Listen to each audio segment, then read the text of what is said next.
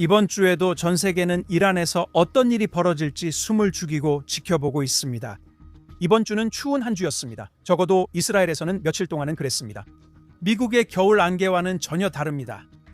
먼저 이스라엘을 바라보는 시각에 영향을 주는 안개를 살펴보겠습니다. 이번 주 논란은 유대인들이 터커 칼슨에게 한 일에 집중됐습니다. 이는 그의 주장에 따른 것입니다.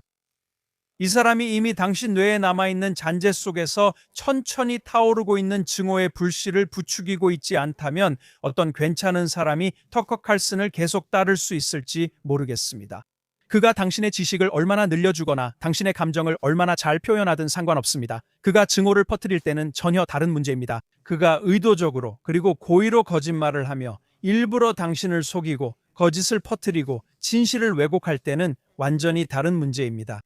말이 나온 김에 그가 최근 퍼뜨리고 있는 소문은 이스라엘, 더 정확히는 네타냐후가 그를 위협했다는 것입니다. 그래서 저는 터커의 방문에 관한 비밀 내부 정보를 여러분과 공유하고 싶습니다. 하지만 계속하기 전에 여기 좀 더 가까이 오세요. 더 가까이 와서 아무도 우리 말을 듣지 못하게요. 시온주의 글로벌 장난의 원로들이 이번 주에 매우 분노했다고 전해집니다. 그들은 모사드의 수장을 세기의 실수라고 부르며 질책했습니다. 아무도 이 얘기를 듣지 못하게 하세요. 전 세계에 팀을 보내며 막대한 돈을 쏟아부어 터커를 찾으려 했지만 그는 그냥 혼자서 나라에 들어왔고 그들은 완전히 그를 놓쳤습니다. 그를 변호하자면 이건 정말 심각한 얘기야. 모사드 국장은 조직 전체가 새로운 가짜 팟캐스트 마이크 회사에 매달려 있었다고 주장했습니다. 이는 인플루언서 문화를 잠입하기 위한 장기 계획의 일부였죠. 우리가 예전에 삐삐로 했던 것처럼요. 안타깝게도 그 작전은 여전히 배송 지연 상태입니다. 하지만 모사드 국장은 정기적인 공항 보안 검색 중에 터커가 검문을 받는 동안 요원들이 공개되지 않은 신체 부위에 도청 장치를 심었을 수도 있다고 밝혔습니다. 그러나 그는 인간 존엄성을 이유로 설명을 거부했습니다. 이제 터커가 왜 거만한지 알겠네요. 진지하게 말하자면 어디에나 이스라엘 요원이 있다고 상상하는 사람들은 항상 한 가지를 잘못 짚습니다. 진짜 전문가들은 당신의 상상 속에 나오는 극적인 인물들이 아닙니다. 그들은 당신이 전혀 눈치채지 못하는 사람들이고 너무나도 그럴듯한 속임수를 만들어서 당신이 바로 눈앞에서 벌어지는 일을 놓치게 만드는 사람들입니다. 그걸 기억하세요, 터커. 그의 거짓말보다 더 나쁜 것은 사건을 의도적으로 조작해서 맥락을 빼앗고 상황을 왜곡하며 결코 존재하지 않았던 조작된 현실을 보여주는 것입니다. 거짓말쟁이들이 있고 그리고 터커가 있습니다.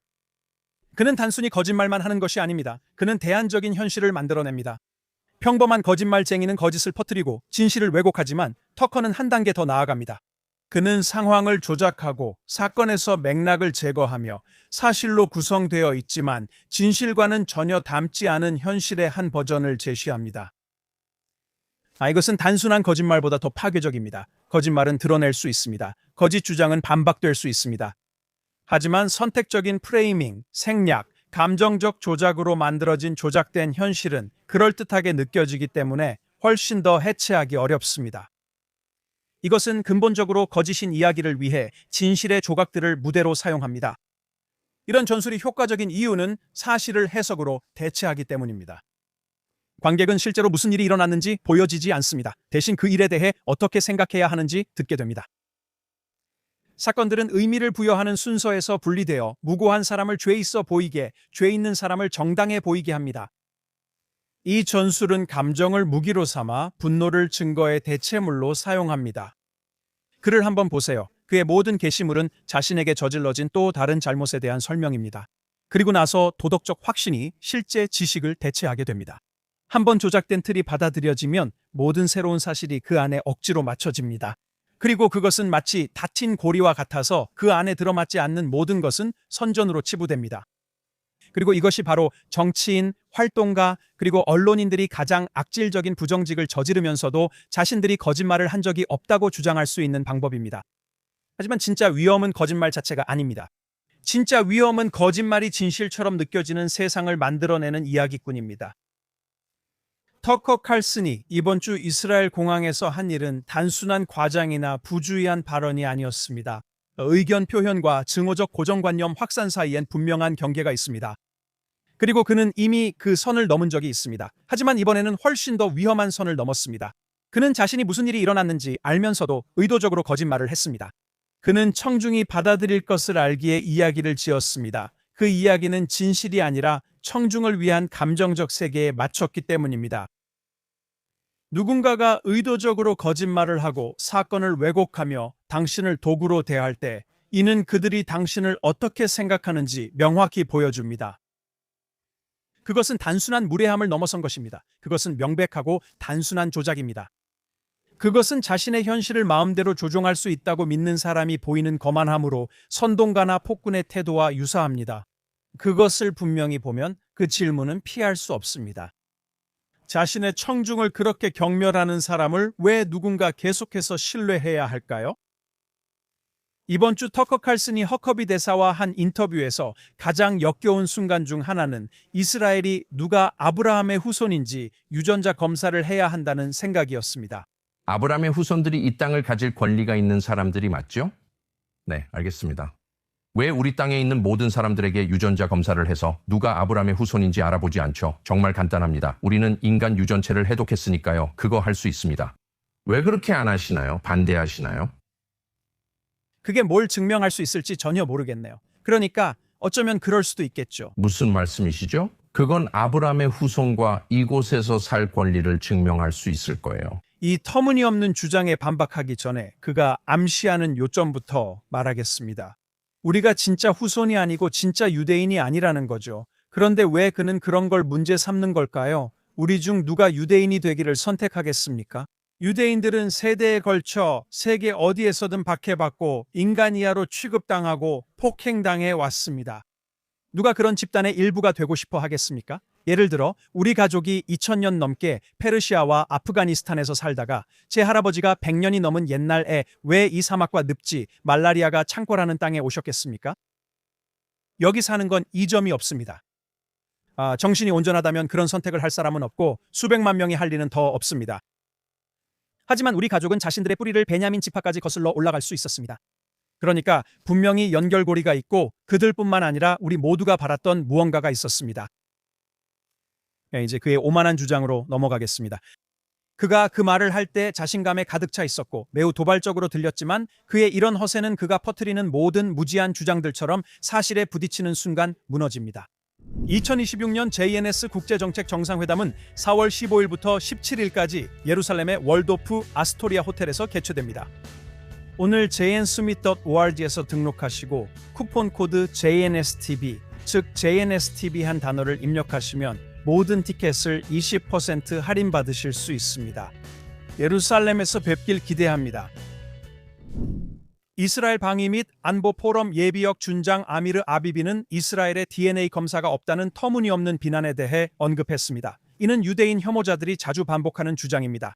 아비비 장군은 이스라엘이 이미 이곳에서 많은 DNA 검사를 하고 있다고 게시물에서 설명합니다. 거의 모든 새로운 이스라엘 방위군 신병들은 입대 센터에서 타액 샘플을 제공하며 이는 국가 골수 기증자 등록부에 사용되어 세계에서 가장 큰 골수 등록부 중 하나에 기여하고 있습니다. 이것은 명백한 이유로 이스라엘 방위군의 일상 절차입니다. 아비비는 등록부를 관리하는 에젤 미치온, 이젤 미치온 단체의 대표들이 자신에게 놀라운 이야기를 해주었다고 설명합니다. 이스라엘 유대인들은 전 세계에 없는 독특한 유전적 특성을 공유합니다. 그리고 매일 이스라엘에서 이스라엘 데이터베이스와 일치하는 전 세계 유대인 환자들에게 골수 기증이 항공편으로 전달되고 있습니다. 이 유전적 연결은 실제로 문서화되었고 생명을 구합니다. 아비비는 또 다른 흥미로운 사실을 덧붙입니다. 이스라엘 유대인들과 뚜렷한 유전적 유사성을 가진 유일한 집단은 이란인들입니다. 이는 고대 유대인 망명자들이 페르시아 지역에서 활동했다는 역사적 사실을 고려할 때 완벽하게 이해가 됩니다. 역사, 유전학, 정체성은 칼슨의 단순한 도발보다 훨씬 더 복잡하고 깊은 기반을 지니고 있음을 다시 상기시켜줍니다. 그래서 칼슨이 그 땅에 있는 모든 사람을 검사하자는 생각을 내비칠 때 그는 자신이 암시하는 어떤 숨겨진 진실을 밝혀내고 있는 것이 아닙니다. 그는 자신이 계속해서 퍼뜨리고 있는 또 다른 반유대인적 고정관념을 증폭시키고 있는 것입니다. 과거에 근거 없는 비난이 우리에 대해 퍼졌던 때와 달리 오늘날 우리는 이런 어리석은 비난을 반박할 수 있는 강하고 유능한 이스라엘이 있습니다. 터커와 같은 사람들이 그와 같은 비유대인들이 내세울 수 있는 최고의 인물이라고 한다면 유대인들이 그들을 압도하는 것은 전혀 놀랄 일이 아닙니다. 그리고 우리가 이스라엘에서 매일 마주해야 하는 어이없는 상황을 이해하기 위해 이번 주에 배우 휴 로리가 그리스에서 비극적인 상황으로 세상을 떠난 이스라엘 동료를 추모하는 트윗을 올렸습니다. 그의 트윗은 정치적 내용 없이 친구를 잃은 슬픔만 표현했습니다. 그는 소셜미디어에서 망신 캠페인과 시오니스트 비난을 받았는데 이는 이스라엘 시민에 대한 감정을 표현했기 때문입니다. 이러한 캠페인, 즉 유대인 자결권이라는 개념 자체를 약화시키고 정당성을 부정하려는 조직적인 노력은 과거가 우리에게 보여주었듯 앞으로 닥칠 일들에 대한 불길한 신호입니다. 다른 모든 민족에게 주어진 기본적인 권리를 유대인들에게만 부정하는 것은 오래된 패턴의 현대적 연속이며 여러 세대에 걸쳐 유대인들을 따라다녔던 동일한 적대감의 새로운 표현입니다. 이것은 새로운 용어를 사용해 유대인들을 비인간화하려는 조직적인 노력입니다. 이러한 현실을 조작하는 패턴은 정치 평론가들에만 국한되지 않습니다. 우리는 문화, 영화, 그리고 역사 자체를 다시 쓰려는 대규모 노력을 목격하고 있습니다. 가장 최근의 예는 좌파들이 극찬하고 있는 영화입니다. 역사를 다시 쓰고 유대인들이 우리 고대 조국과 맺은 연결을 빼앗으려는 또 다른 시도입니다. 새로운 역사 영화 팔레스타인 36은 성지에서의 영국 통치에 대해 매우 결함이 많고 편향적이며 그 결과 전혀 정확하지 않은 묘사를 제공합니다. 그리고 역사적 기록과도 매우 일치하지 않습니다. 이 영화는 현재 진행 중인 아랍-이스라엘 분쟁의 기원, 즉 1936년부터 1939년까지의 아랍 봉기에 대한 이야기를 전한다고 주장합니다. 이 영화가 편리하게도 생략한 것은 실제로 봉기를 촉발시킨 사건입니다. 1920년 이후 이곳에서 아랍인과 유대인 간 폭력이 간헐적으로 있었습니다. 하지만 1936년 봉기는 영화에서 주장하는 것처럼 총파업으로 시작된 것이 아닙니다. 이 봉기는 아랍 무장 세력이 버스 매복 공격으로 유대인 승객 2명을 살해하며 시작됐습니다.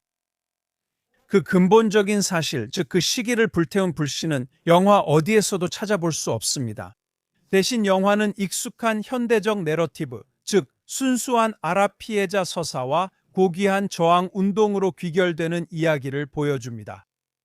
유대인을 향한 폭력에 대한 언급은 전혀 없고 오직 유대인들이 저지른 폭력만이 묘사됩니다. 그 결과는 이곳에서 벌어지는 일의 복잡성을 지우면서 동정을 불러일으키기 위한 감정적 조작입니다. 이것은 우연이 아닙니다. 이는 역사적 조작의 한 형태로 핵심 사실을 제거하고 잔혹함을 미화하며 유대인의 존재를 정당성과 맥락에서 분리시키는 또 다른 현실을 만들어냅니다. 이것은 앞서 논의한 것의 문화적 버전입니다. 불편한 부분이 잘려나가서 거짓된 이야기가 진실처럼 느껴지는 세상을 만들어내는 것입니다. 과거를 왜곡하는 이런 식의 스토리텔링은 현재 또한 형성합니다. 이것은 사람들이 정체성, 소속감, 오랜 갈등의 뿌리를 이해하는 데 영향을 줍니다. 그리고 이런 영화들이 이 땅에서의 유대인의 연속성을 지우고 선택적으로 편집된 기원 이야기를 제시할 때 그것은 역사적 사실을 대체하려는 서사를 제공하는 것입니다. 말하자면 그들은 역사적 사실을 지우고 제거하며 대체 현실을 만들려는 시도인 역사 살해를 저지르고 있는 것입니다. 사실을 무시한 채 감정적인 오류를 그려내고 살인적인 행동을 미화하며 유대인과의 연결을 지우려는 서사를 조장하는 것입니다. 그리고 제가 인용하자면 전체 또는 일부를 파괴할 의도로 저질러진 특정 행위들을 통해 이는 집단학살의 공식적인 정의인데 그들은 자신들의 집단학살 시도와 저지른 악행을 미화하면서 역사를 왜곡하고 있습니다. 1917년에 오스만 제국의 통치가 이곳에서 끝났을 때 팔레스타인이라는 민족적 정체성이나 정치적인 팔레스타인 국경이라는 것은 존재하지 않았습니다. 이 모든 것은 나중에 만들어진 것입니다. 그들은 1964년 소련의 선전 지시 전까지 자신들을 팔레스타인인이라 부르지 않았습니다. 그때까지 모두 아랍인이었습니다. 그들은 자신이 속한 부족이나 이전 거주지의 이름을 성으로 썼습니다. 기원을 증명하는 다른 요소와 사실도 있지만 길어져서 여기서는 다루지 않겠습니다. 하지만 여기서 중요한 점은 유대인들에 대한 집착이 역사 내내 계속되어 왔다는 것입니다. 이 모든 것은 일종의 물타기 전술입니다. 다른 일들 속에서도 유대인들에게 집중하게 만듭니다. 그래서 여러분의 학계, 고등학교 교육과정, 언론이 모두 장악당하고 여러분의 나라가 침범당하는 동안 여러분은 억지로 유대인 이야기를 듣게 되는 겁니다. 이번 주 뉴욕시 지하디스트 기도회가 나빴다고 생각하나요? 2026년 9월 11일에 어떤 일이 일어날지 지켜보세요. 하지만 이스라엘, 봐요, 이스라엘 유대인들. 정말 멍청이들이군요. 지역 문제 논의 전 마지막으로 한 말씀 드리겠습니다. 자신의 유산에 대한 자부심은 미국 어디에서나 기념되고 있습니다. 게이 프라이드, 흑인 역사의 달, 세인트 패트릭 데이 등이 있습니다. 당신은 자랑스러운 히스패닉계 미국인, 자랑스러운 아일랜드계 미국인, 자랑스러운 아시아계 미국인, 자랑스러운 폴란드 러시아계 등 어떤 배경이든 자랑스러운 미국인이 될 수 있습니다. 그러나 누구도 당신의 미국 충성을 의심하지 않습니다. 조상의 고향을 지지하는 것은 오히려 정상적이고 심지어 존경받을 만한 일로 여겨집니다. 하지만 유대인들은 예외입니다. 당신이 자랑스러운 유대인이고 이스라엘을 지지하며 유대인의 자결권을 인정한다면, 즉 시오니즘이 실제로 의미하는 바를 지지한다면 당신은 다르게 취급받습니다. 당신은 비난받고 심지어 따돌림도 당합니다. 다른 모든 공동체에게는 장려되는 정체성의 표현이 유대인에게만 의심받게 됩니다. 그래서 이번 주 동계올림픽 사건이 중요한 이유입니다. 잭 휴스는 단순히 미국 대표팀에서 뛴 것이 아닙니다. 그는 하키 결승전에서 결승골을 넣었습니다. 그리고 그는 그곳에 서서 자신의 나라를 자랑스러워했고 미국 국기를 입은 것이 자랑스러웠으며 미국인이라는 것이 자랑스러웠습니다. 미국 유대인들과 전 세계의 유대인들, 여기 이스라엘에 있는 유대인들에게도 그것은 진정한 자부심의 순간이었습니다. 우리는 그의 업적을 축하하며 두 정체성도 함께 기렸습니다. 유대인이 민족과 고향을 지지해도 태어난 나라에 대한 충성은 줄지 않습니다. 그런 일은 없었습니다. 이제 이런 이중잣대는 끝나야 할 때입니다. 이제 본격적인 문제로 넘어가겠습니다. 이란의 상황이 계속 이어지는 가운데 베냐민 네타냐후 총리는 이번 주 크네세트에서 연설을 했습니다.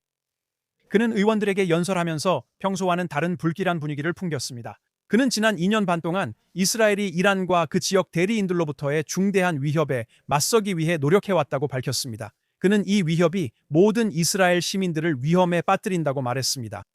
네타냐후는 최근 미국 대통령 도널드 트럼프와의 만남을 강조하며 이스라엘과 미국 간에 전례 없는 전략적 협력이 이루어지고 있다고 설명했습니다.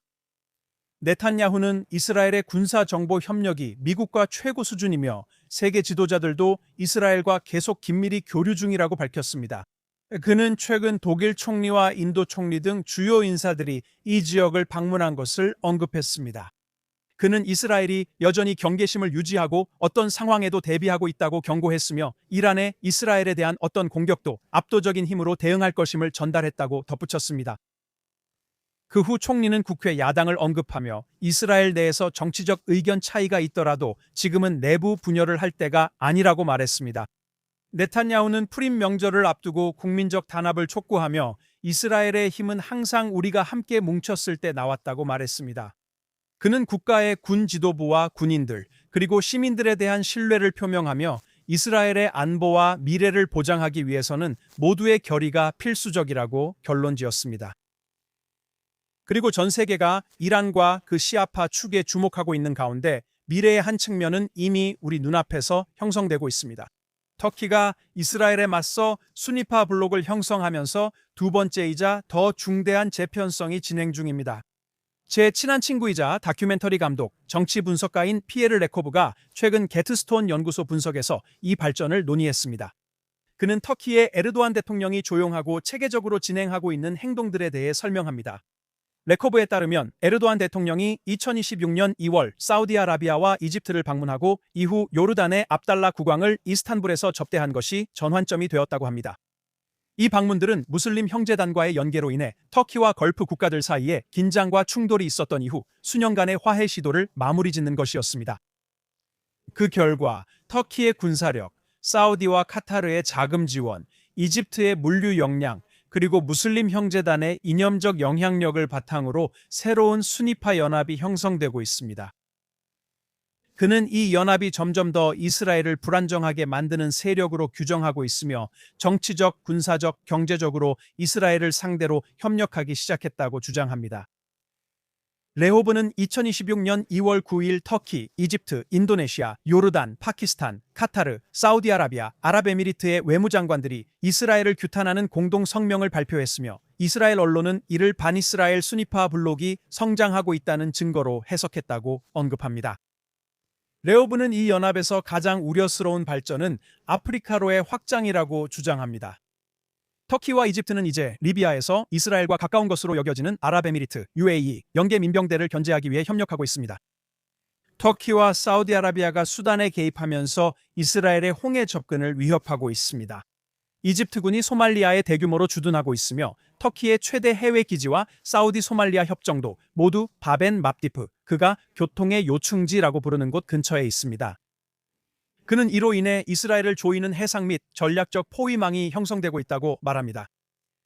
레호브는 네타냐후가 미국과의 충돌을 감수하더라도 터키나 카타르 군대의 가자지구 진입을 절대 허용하지 않겠다고 강조합니다.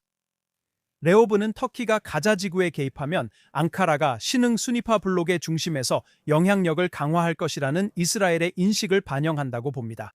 레호브는 이렇게 결론 짓습니다. 미국과 손잡고 이스라엘에도 비교적 개방적이었던 기존의 온건 순위파 진영이 이제 더 광범위한 이슬람 연합으로 변화하고 있다는 것입니다. 외교적 압박을 가하고 경제적 영향력을 행사하며 무역로를 통제하고 군사 및 정보 활동을 조율할 수 있는 능력을 갖추고 있습니다. 그의 주장에 따르면 그들의 목표는 즉각적인 전쟁이 아니라 점진적 전략적 압박입니다. 이란의 시아파 초승달을 대신하는 순위파 장벽입니다. 터키가 주도하는 순위파 동맹이 강화되는 이런 상황에서 이스라엘은 가장 중요한 균형 관계 중 하나인 인도와의 협력을 확대하고 있습니다. 이번 주 인도의 나렌드라 모디 총리가 양국 관계를 격상시키기 위한 방문을 위해 이스라엘에 도착했습니다. 양측 모두 이제 이를 특별 전략적 관계라고 부르고 있습니다. 모디 총리의 방문은 이스라엘의 세계적 입지 변화 신호를 보여주는 깊은 전략적 행보입니다. 베냐민 네타냐후 총리는 이번 주 발언에서 이 점을 강조하며 새로운 전략적 동맹에 대한 비전을 제시했습니다. 그는 이스라엘이 우리만의 동맹, 즉 급진 이슬람 두 진영에 반대하는 국가들의 동맹을 만드는 데 중대한 이익이 있다고 말했습니다. 그는 이를 중동 전역에 걸친 광범위한 국가들의 연합이라고 설명했습니다. 나렌드라 모디 총리의 이번 방문은 바로 그 비전에 부합합니다. 여기에는 중요한 개인적 측면도 있습니다. 나렌드라 모디와 베냐민 네타냐후의 관계는 단순한 정부 간 기술 교류를 넘어서 있습니다.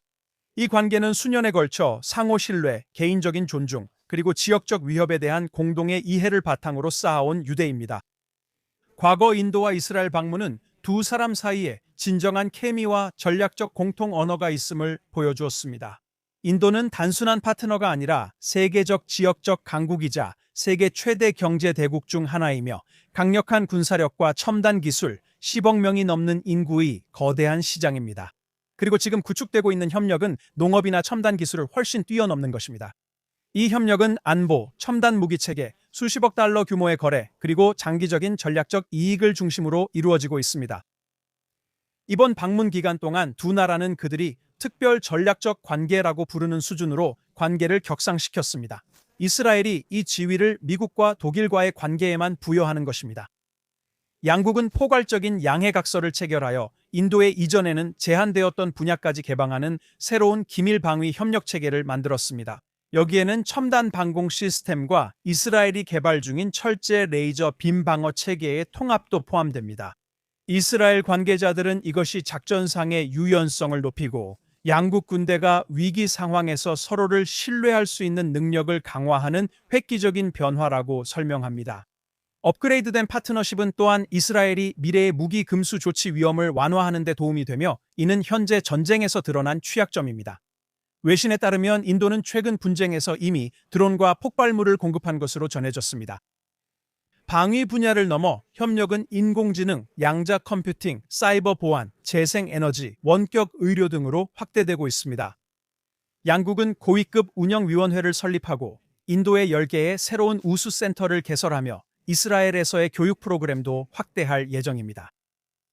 이러한 심화된 협력은 이스라엘을 근본적으로 다른 전략적 위치에 놓이게 합니다. 단순히 인근 지역에만 집중하는 지역 행위자가 아니라 떠오르는 글로벌 강국들과 연결되고 장기적인 동맹을 구축하는 국가로 변화시키고 있습니다. 이는 새로운 무역 및 에너지 통로를 개척하고 아프리카에서 영향력을 확대하며 전략적 깊이를 확보하려는 이스라엘의 광범위한 전략과 일치합니다. 나렌드라 모디의 이번 방문은 분명한 메시지를 전합니다. 중국, 터키, 러시아, 이란, 파키스탄이 주도하는 지역 블록들이 미국의 영향력에 맞서기 위해 형성되는 가운데 인도가 이스라엘을 포용하는 것은 그에 대한 반대 신호로 작용합니다. 이스라엘은 좁은 지역적 공간에 머무르지 않고 있습니다. 이스라엘은 앞으로 수십 년을 내다보며 더 넓은 세계에서 동맹을 구축하고 외교적, 안보적, 경제적 기반을 강화하고 있습니다. 그래서 이스라엘은 새로운 시대로 접어들고 있습니다. 이 시대는 지역 동맹과 지정학적 전략뿐만 아니라 앞으로 수십 년 동안 이스라엘의 국가적 힘을 형성할 깊은 기술적 변혁에 의해 정의될 것입니다. 이번 주 내각 회의에서 베냐민 네타냐후 총리는 AI 데이터 센터 팜 건설을 가속화하기 위한 대대적인 정부 결정을 발표하며 이를 이스라엘 미래의 힘의 초석이자 중요한 전략적 조치라고 밝혔습니다. 네타냐후 총리는 인공지능 분야에서의 주도권, 그리고 궁극적으로는 양자 기술 분야에서의 주도권이 이스라엘의 군사력과 경제력을 결정짓는 핵심이 될 것이라고 강조했습니다. 이스라엘은 영토와 인구는 작을지 몰라도 거대한 역량을 보유하고 있다고 그는 말했습니다. 힘을 구축하고 힘을 투사하며 이 지역 전역에서 신속하고 정밀하게 작전을 수행할 수 있는 능력입니다. 이 조치는 인도 총리 나렌드라 모디가 방문 중 공개한 국가 안보 원칙의 일부입니다. 정부의 이번 결정은 규제 장벽을 제거하고 모든 AI 강국의 핵심인 대규모 데이터 센터의 계획 및 건설을 신속하게 추진하도록 합니다. 불과 지난 3개월 동안 이스라엘은 국가 전체 에너지 소비량의 5%를 넘는 규모의 데이터 센터 용량 계획을 시작했습니다. 이 데이터 센터들은 수천 개 일자리와 수십억 달러 경제 효과를 창출해 이스라엘을 글로벌 AI 허브로 만들 것입니다. 이 성장을 지원하기 위해 이스라엘은 향후 10년 동안 계획된 발전소의 수를 2배로 늘릴 예정이며 이는 가스 기반과 재생에너지 발전소 모두에 해당합니다. 이러한 변화는 민간뿐 아니라 군사 분야에서도 빠르게 진행되고 있습니다. 이스라엘 방위군 IDF는 이제 전용 로봇 부대를 창설하기로 결정했으며 이는 10월 7일 전쟁과 가자지구 및 레바논에서의 전투에서 얻은 직접적인 교훈입니다. 이번 최근 분쟁은 세계 최초의 대규모 로봇 전쟁으로 기록되었으며 이스라엘은 수만 대의 자율 및 원격 조종 시스템을 배치했습니다. 터널 속의 지상 로봇, 전투 지역을 정리하는 자율 장갑차, 안전한 경로를 개척하는 원격 조종 디구 불도저 정보를 수집하고 목표를 타격하는 드론 군집, 그리고 해상에서 순찰 및 공격 임무를 수행하는 무인 해군 선박 등이 투입되었습니다. 새롭게 창설된 로봇 부대는 이러한 역량을 하나로 통합하여 조정된 다연격 작전 부대로 운영될 것입니다. 이 부대는 국방부의 인공지능 및 자율성 국과 협력할 예정입니다. 이 국은 이스라엘군 기술부대, 학계 연구진, 방위산업, 그리고 스타트업을 한데 모은 민군 합동기관입니다. 목표는 혁신을 가속화하고 새로운 무기와 교리를 개발하며 이스라엘이 육상, 공중, 해상에서 질적 우위를 유지하도록 하는 것입니다. 관계자들은 이것이 시작일 뿐이라고 말합니다. 앞으로 몇 년 동안 이스라엘은 로봇 전력 구조를 대폭 확장하고 전투의 모든 영역에 인공지능 기반의 자율성을 도입할 계획입니다. 목표는 분명합니다. 병력 위험을 줄이고 작전 속도와 효율성을 높이며 자원을 더 효율적으로 활용하는 것이 목표입니다. 이러한 움직임들, 즉 국가 AI 인프라 구축과 로봇 핵심 부대 창설은 이스라엘의 장기 전략의 근본적인 변화를 의미합니다. 이스라엘은 오늘날의 위협에 대응할 뿐만 아니라 내일의 기술적 기반도 구축하고 있습니다. 이스라엘은 국가의 힘이 영토나 인구가 아니라 AI 자율성과 첨단 로봇 기술의 장악력으로 평가받는 세상을 준비하고 있습니다. 이것이 이스라엘의 다음 전략적 도약이며 앞으로 수십 년을 정의할 안보, 혁신, 국가 회복력에 대한 비전입니다. 그러니까 터커와 유대인에 대한 중세적인 증오에 사로잡힌 다른 고위 퇴폐자, 우리는 여러분이 따라올 수조차 없는 속도로 앞으로 나아가고 있습니다. 지금까지 우리가 세상을 지배한다고 생각했다면 남아있는 당신의 작은 뇌세포들은 지금 완전히 충격을 받고 있을 겁니다. 글로벌 동맹부터 AI 인프라, 로봇 공학의 군사혁명까지 여러분 모두에게 이 사건들에 대한 이해를 줄 수 있었길 바랍니다. 저는 다니엘 시몬입니다. 다음 주에도 예루살렘 JNS TV 스튜디오에서 스트레이트 앞으로 다시 찾아뵙겠습니다.